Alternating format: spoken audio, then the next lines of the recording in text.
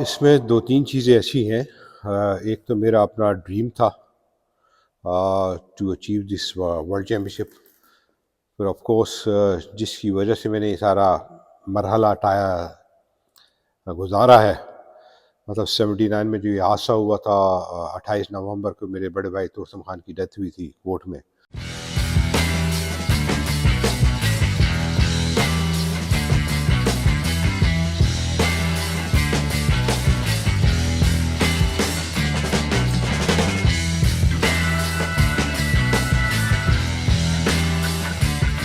इसमें 2-3 चीज़ें ऐसी हैं। एक तो मेरा अपना ड्रीम था to achieve this world championship. फिर ऑफ कोर्स जिसकी वजह से मैंने ये सारा मरहला गुज़ारा है।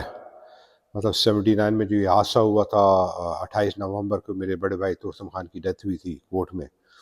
And exactly the 2 year after जो मैंने एक प्रॉमिस भी किया था और एक टारगेट किया था कि ये जो ड्रीम है इंशाल्लाह उसको पूरा करने की कोशिश करूँगा विद इन 2 ईयर्स। और अल्हम्दुलिल्लाह वो exact on that day 28 November 1981 Toronto Canada में मैंने जेफर्ड से वर्ल्ड चैम्पियनशिप जीती थी। तो उसमें एक तो बड़े भाई की ड्रीम को पूरा किया। फिर एक ज़ाहिर बात है पाकिस्तान से वर्ल्ड टाइटल काफ़ी अरसे से गया हुआ था, वो वापस आया। और ऑफ कोर्स मेरी ज़िंदगी का जो टर्निंग पॉइंट 79 से जो शुरू हुआ था, उसको जल्द से जल्द मैं अचीव करना चाहता था कि उस मकाम पे पहुंच के कि जहाँ पर अपना इस सफ़र को शुरू कर सकूं। बिल्कुल एक ऑफ कोर्स जिसके लिए मैं कर रहा था तो वो शख्स तो इस दुनिया में नहीं था, मगर आई एम श्योर कि उसको उसकी खुशी महसूस हुई होगी।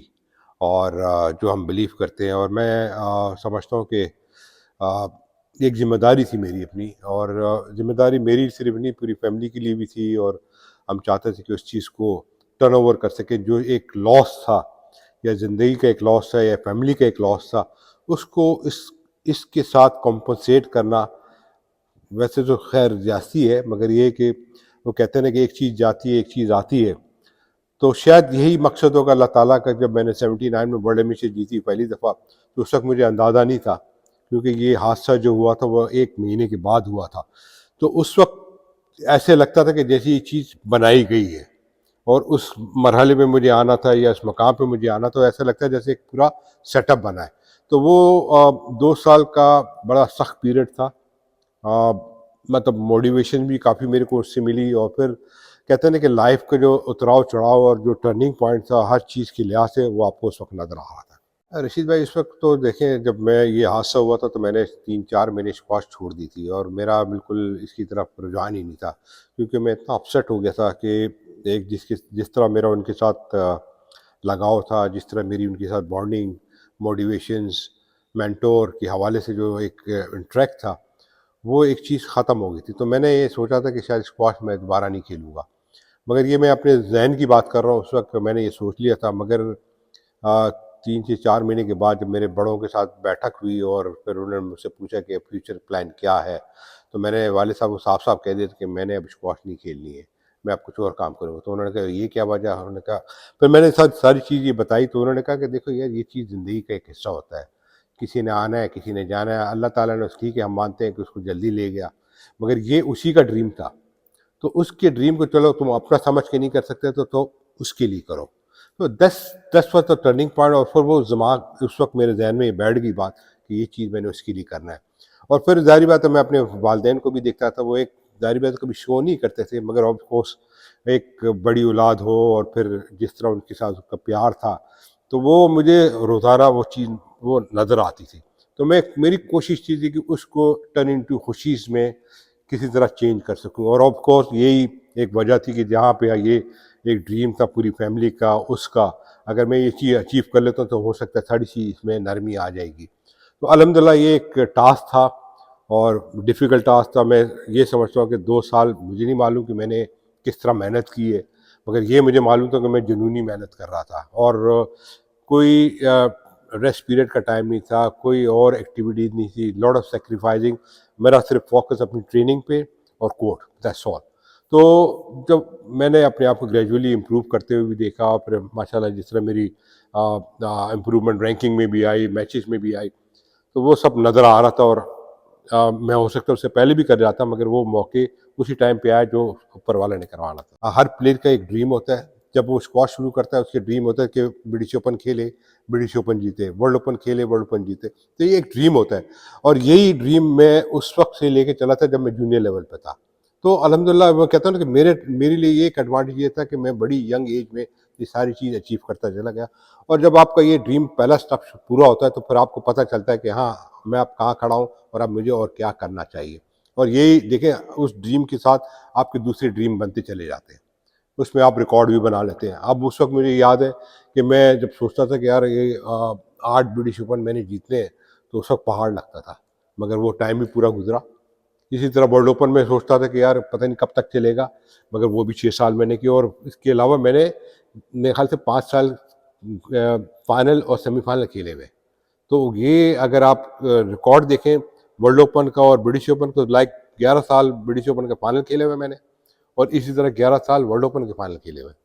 तो ये चीज़ें जब आप उसको अपने ख्याल में रखते हैं और देखते हैं कि मेरा क्या परफॉर्मेंस थी, तो आई थिंक सेटिस्फेक्शन वही मिलती है कि जो आपने कैरियर शुरू किया होता है, और जब एंड करते हैं तो फिर पता चलता है कि आप कहाँ पे आके खड़े हुए। देखिए रशीद भाई, दो चीज़ें होती हैं। जब आप ट्रेनिंग कर रहे होते हैं ना, तो उस वक्त ज़ाहिर बात है एकदम जंप नहीं लगता, उसको ग्रेजुअली इम्प्रूव करते जाता है। और फिर ज़ाहिर बात है, जो मेरी एज थी उस वक्त, आई वाज ओनली 15। तो 15 में आपको दो चीज़ें पे काम करना होता है, एक तो तजर्बे के ऊपर, और एक अपनी फिटनेस ट्रेनिंग, ये सारी चीज़ पे काम करना होता। तो वो एक एक दिन में हासिल नहीं होती, उसको महीनों से साल भी लग जाते हैं। मगर जिस तरह मैंने कहा ना कि 80s में जब मैं शुरू के मैचों में हारा भी हूँ, और 80s की समर से लेकर दिसंबर 80s तक वो मेरा एक जो है ना टर्निंग पॉइंट्स, काफ़ी चीज़ चेंज हुई है। जब मैंने समर की ट्रेनिंग की 6 महीने लग के, तो सितंबर अक्टूबर, जैसे आपने खुद जिक्र किया कि मैं वर्ल्ड ओपन का क्वार्टर फाइनल खेला था, और I was only 16 at that time. और उस वक्त मैं रैंकिंग के लिहाज से नंबर 26 पे था दुनिया में। तो उसमें मैंने वर्ल्ड नंबर 4 मकसूद अहमद को हराया। फिर कमर के साथ मेरी 5 गेम हुई थी, और कमर जो है उस वक्त फाइनल खेला था जयफंड के साथ, और he was number 2 at that time. और उसी के 1 महीने बाद मैं जब यहाँ पाकिस्तान ओपन खेलने आया, मैंने फिर उसके बाद न्यूजीलैंड ओपन जीती, और न्यूजीलैंड ओपन के बाद कराची में पाकिस्तान ओपन हो रही थी, जहाँ पे मैंने इन सबको शिकस्त दी थी और पहली दफ़ा पाकिस्तान ओपन जीता था। तो वो एक 6 महीने का जो ट्रेनिंग था, जो टाइम था, वो फिर वो रिजल्ट आने शुरू हुए। और फिर आपने देखा होगा 80s के बाद फिर मैंने ब्रिटिश ओपन अंडर 23 जीती, फिर उसके बाद बेल्जियम ओपन, सारे टूर्नामेंट थे। आई थिंक आई लॉस्ट, एक ब्रिटिश ओपन के फाइनल में हारा था, एक ईस्पर चैम्पियनशिप, और एक और कोई टूर्नामेंट था, जो 3 टूर्नामेंट में हारा था। उसके बाद 81 ब्रिटिश ओपन के बाद से लेके आई वाज अनबीटन टिल 86। 81 अप्रैल की ब्रिटिश ओपन फाइनल में, वो भी मैं समझता हूँ कि मुझे जीतना चाहिए था, क्योंकि इससे पहले 1-2 हफ्ते पहले भी चिचेस्टर ओपन में मैंने जयफंड को शिकस्त दी थी। बड़े अच्छे मतलब टाइमिंग के साथ, और एक बड़े क्लोज मैच में मैंने 5 गेम जीते, और सबका ख्याल था कि शायद मैं ये टूर्नामेंट ब्रिटिश ओपन जीत जाऊंगा। मगर वो कहते हैं ना कि एक तजर्बा साथ साथ आ रहा था, तो उस वक्त एक बड़े टूर्नामेंट जैसे ब्रिटिश ओपन एक बड़ा टूर्नामेंट है, उसका एक प्रेशर लेवल, उसका एक एटमॉस्फेयर टोटली डिफरेंट होता है आम टूर्नामेंट से। तो मेरी कुछ गलतियाँ थी, जिससे मैंने काफ़ी कुछ सीखा। और ऑफ कोर्स जब ये कि वो कहते हैं ना कि मजबूतियत उसी वक्त आती है कि जब हारते हो, तो आपको पता चलता है कि आपने क्या गलती की, और उसको आप किस तरह को सीधा करते हो और अच्छा करते हो। तो फिर उसके बाद अल्लाह का शुक्र है, अप्रैल 81 से लेके 86 नवंबर तक, तो आई वाज अनबीटन एंड 550। फिर उसके बाद में एक मैच हारने के बाद I was unbeaten again for 9 month. तो अल्हम्दुलिल्लाह ये है कि 6.5 साल का एक पीरियड में अगर एक मैच हारा हो, तो मैं ये समझता हूँ कि जो मैंने ट्रेनिंग उस वक्त की थी, उसने मुझे इतना स्ट्रांग बना दिया था कि ये जो आगे का स्पेल था, वो मेरे लिए मतलब 4 गेम और 3 गेम के अंदर फैसले होते थे। मैं 5 गेम में भी नहीं गया। तो वो एक बड़ा स्ट्रांग मेरे लिए साबित हुआ। देखिए, हंट को उस ज़माने में ऑब्वियसली एक नंबर 1 वर्ल्ड चैंपियन, और उसको ब्रेक करने के लिए आपको उससे ऊपर जाना पड़ता है। और फिज़िकल फ़िटनेस के हवाले से, मेंटल फ़िटनेस के हवाले से ही वाज़ टू स्ट्रॉन्ग। तो ऑब्वियसली उस चीज़ को ब्रेक करने के लिए आपको उससे बेहतर, उससे ज़्यादा मजबूत होना पड़ता है।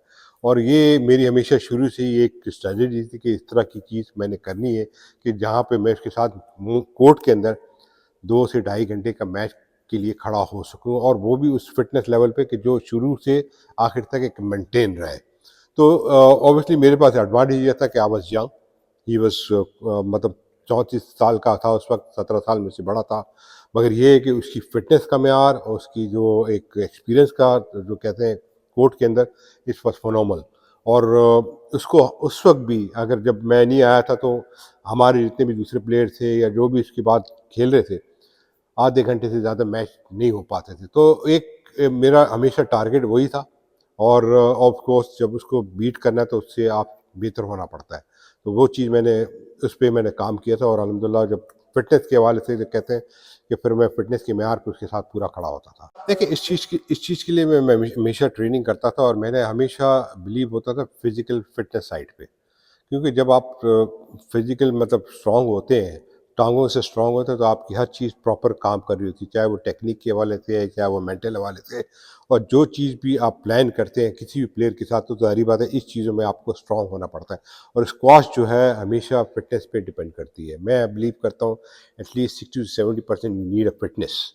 फिर उसके बाद आपका स्किल आता है, आपका मेंटल आता है, हर चीज़ तो जब इस चीज़ पे आप स्ट्रांग होते हैं और आप उसको दोबारा रिपीट टू रिपीट करते चले जाते हैं, और फिर मैचेस में, जैसे मैंने आपको बताया कि 555 मैचेस के दौरान ये चीज़ मेरी बढ़ती चली गई, तो ये एक कॉन्फिडेंस के हवाले से।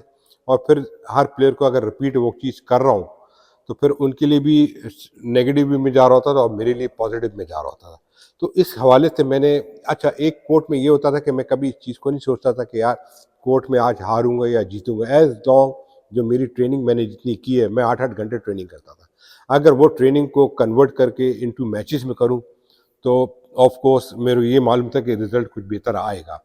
और अल्हम्दुलिल्लाह यही ही मेरी कोशिश होती थी कि उसको कन्वर्ट करता था पॉज़िटिव वे में, और वही पॉज़िटिव वे में मुझे रिज़ल्ट पॉज़िटिव ही मिलता था। तो ये एक मेरी स्ट्रेंथ थी। और ये हर प्लेयर के सामने मैंने आज़माई, चाहे वो अगर स्ट्रॉन्ग भी था फिज़िक के हवाले से, तो मेरे ये पता था कि मैं इसके साथ अगर कोर्ट के अंदर ढाई से 3 घंटे खड़ा हो सकता हूँ। और मैंने किए ऐसे मैचेस। आपने देखा होगा गमालाबाद के साथ मेरा पौने 3 घंटे का मैच हुआ है, 4 गेम। तो उसके बाद वो कभी रिकवर नहीं हुआ और मेरी हर चीज़ जो है वो स्ट्रॉन्ग हो गई। क्योंकि एक सिंपल वे में दुनिया को वो मैसेज भी चला गया, और मुझे अपनी एबिलिटीज़ का भी अंदाज़ा हो गया कि मैं इतनी देर खड़ा हो सकता हूँ। और इसमें मैंने काम किया था। वालिद साहब of course being a world champion, उनकी भी एक फीलिंग डिफरेंट होती है। और जब उनका एक बच्चा ऐसा काम कर रहा हो जो आज तक रिपीट नहीं हुआ है। देखिए, फादर और मैं एक वाहिद ही पूरी स्क्वाश हिस्ट्री में जिन्होंने ब्रिटिश ओपन रिपीट की है। तो ये चीज़ें जब किसी को ऐसा मौके मिलते हैं और मकाम मिलता है, और ये भी उनका ज़ाहिर बात है, मैं उनके एक फैमिली का छोटा बेटा था, सबसे आखिरी वाला था। तो ऑफ कोर्स वो जो कहते हैं ना कि जो मेरी चीज़ें प्रॉब्लम में थी, सारी चीज़ें डिफ़िकल्टीज़ में थी, when you achieving these things, तो वो फिर कुछ और चीज़ें हो जाती है। और बीइंग अ प्लेयर वही समझ सकता है कि ये अचीवमेंट क्या मायने रखती है। देखिए ब्रिटिश ओपन जो है is like a Wimbledon of tennis. एक ट्रेडिशन रखता है, एक हिस्ट्री रखता है। वर्ल्ड ओपन जो शुरू हुई है वो हुई है 70s में, 76-77 में स्टार्ट हुई है। इससे पहले और अभी तक ये 100 साल पुराना टाइटल है। और उस वक़्त भी आप देखें कितने भी बड़े गेम्स हैं, जैसे गोल्फ़ है या टेनिस का है, वो टाइटल आज भी वो इतना बड़ा माना जाता है, जो मेरे ख़्याल से कंपेयर अगर आप यूएस ओपन कर लें या ऑस्ट्रेलियन ओपन करें, उसका मुकाबला नहीं है। क्योंकि जो एक ट्रेडिशन के साथ चल रहा है और जो लोग उसको 100 से 150 साल फॉलो करते आ रहे हैं, तो वो उसकी अहमियत कुछ और होती है। और मैंने जैसे बताया ना कि हर प्लेयर की ड्रीम है कि चाहे वो कहीं भी खेले या ना खेले, मगर ब्रिटिश ओपन खेल ले उसका ड्रीम पूरा हो जाता है। तो मेरा हमेशा शुरू से, क्योंकि मैंने जब जिस तरह मैं ग्रो हो रहा था, उस वक्त से मैंने अपने वालदैन का वालिद का सुना था, हाशिम खान साहब का सुना था, फिर जय फंड का, इन्हीं ब्रिटिश ओपन से सुनता था। तो वो एक हमेशा ड्रीम में था कि यार मैं इसमें पार्टिसिपेट करूँगा। जीतने की तो बहुत दूर की बात है। तो ऑफ कोर्स इसकी अहमियत ही कुछ और होती है, और मैं इसकी प्रिपरेशन आम टूर्नामेंट से बहुत ज़्यादा करता हूँ। इसका फ़ोकस मेरा डिफरेंट होता था, और मैं 2-3 महीने पहले से ही इसकी एक टारगेट बना लेता था कि इससे मैंने ट्रेनिंग करी, बाकी टूर्नामेंट में खेलूँ, जीतूँ, हारूँ नहीं, मुझे परवाह नहीं होती। एज़ लॉन्ग जो मैं चीज़ कर रहा हूँ, वो ब्रिटिश ओपन के लिए कंप्लीट हो। और हमेशा मैं तैयारी के साथ आता था। बस देखिए, एक चैंपियंस की तरफ से अगर एक ऐसी कॉम्प्लीमेंट मिले, तो मैं समझता हूँ कि, और आज भी मैं उनके साथ अच्छी दोस्ती भी है और हमारी रोज़ाना गपशप भी होती है। अभी हाल ही में जैसे उनको हॉल ऑफ फेम ऑस्ट्रेलिया का मिला है, तो मैंने इसको मुबारकबाद दी। कि मेरे को बोलता है, खुद ही कह रहे थे कि it's always great feeling when I receive the match from God. तो वो मेरे लिए ये बहुत बड़ा मैसेज होता है। और मैं समझता हूँ कि हंट जैसा प्लेयर जो है, एक बड़ा स्पोर्ट्समैन स्पिरिट वाला आदमी और रियली अप्रिशिएट करने वाला आदमी मैंने बहुत कम देखे। और ही वॉज ऑलवेज देयर, मतलब ठीक है, एक राइवलरी अपनी जगह पे थी, मगर जहाँ पे वो मोटिवेशंस की या जहाँ पे अच्छे वर्ड्स कहने की, उसमें कोई कोताही नहीं होती और ना कोई कमी होती थी। देखिए, इसमें 2-3 चीज़ें ऐसी होती हैं कि बाज़ औक़ात आपको कुछ चैलेंजेस लेने पड़ते हैं, और मैं किसी की बात को वो नहीं करता था, माइंड नहीं करता था। बाज़ औक़ात ऐसे भी होता है कि देखिए, अब मैं 2 एरा में खेला हूँ, जैसे मैंने आपको नाम बताया, जयफंट है, कमर तमान है, मुहिबुल्लाह है, हिडी है, गोगी है, इनके साथ भी खेला हूँ। फिर जब ये लोग निकले 84, 85 में, तो नई जनरेशन चली आई, जिसमें डिटमार आ गया, रॉडनी आ गया, जॉन चीर आ गया, रॉस नॉर्मन आ गया, क्रिस रॉबर्टसन। तो ये एक नए लॉट के साथ आए। ज़ाहिर बात है, उनका ड्रीम कुछ और था, क्योंकि जब नया प्लेयर आता है, वो एक फ्रेश माइंड के साथ आता है और उसका फोकस कुछ और होता है, और जो ऑलरेडी खेल रहा था उसका फोकस कुछ और होता है।